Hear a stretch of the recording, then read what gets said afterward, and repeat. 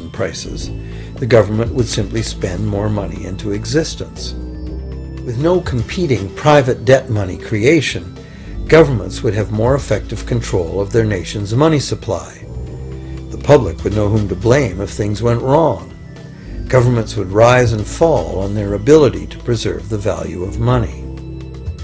Government would operate primarily on taxes, as it does now, but tax money would go much, much further, as none of it would be required to pay interest to private bankers.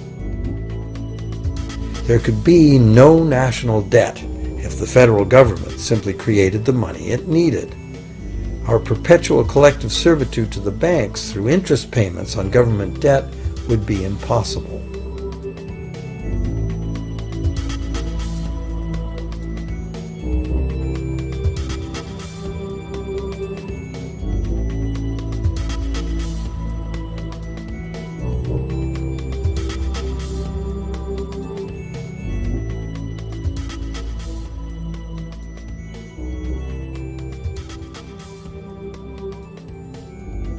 What we have been taught to believe is democracy and freedom has become in reality an ingenious and invisible form of economic dictatorship.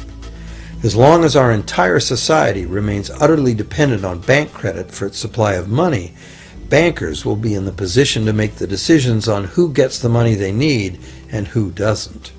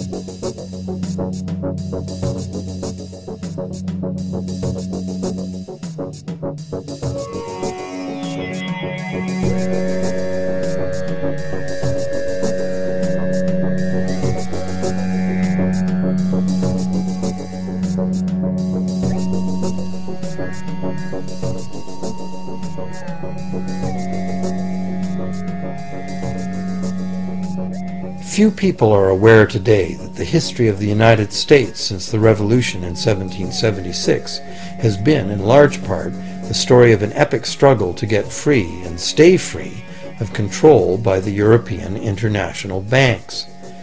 This struggle was finally lost in 1913 when President Woodrow Wilson signed into effect the Federal Reserve Act, putting the international banking cartel in charge of creating America's money.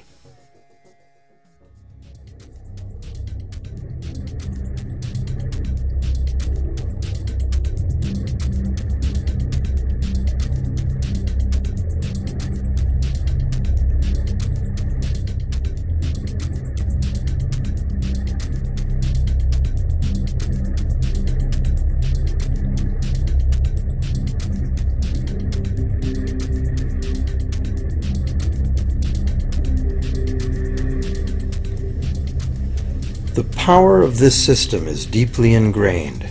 So is the educational and media silence on the subject. Years ago, a Canadian Deputy Prime Minister surveyed scores of non-economists, both highly educated professionals and common-sense people on the street, and found that not one of them had an accurate understanding of how money is created. In fact, it's probably safe to say that most people, including the frontline employees of banks, have never given the matter a moment's thought. Have you?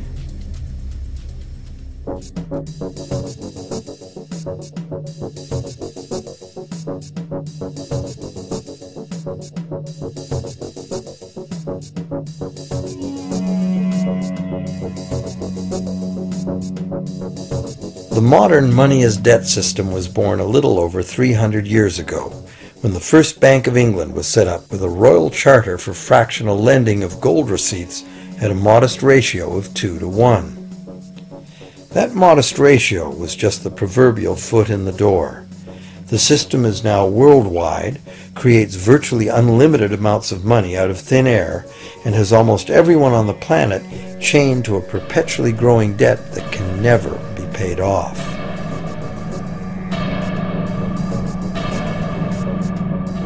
Could it have all happened by accident? Or is it a conspiracy?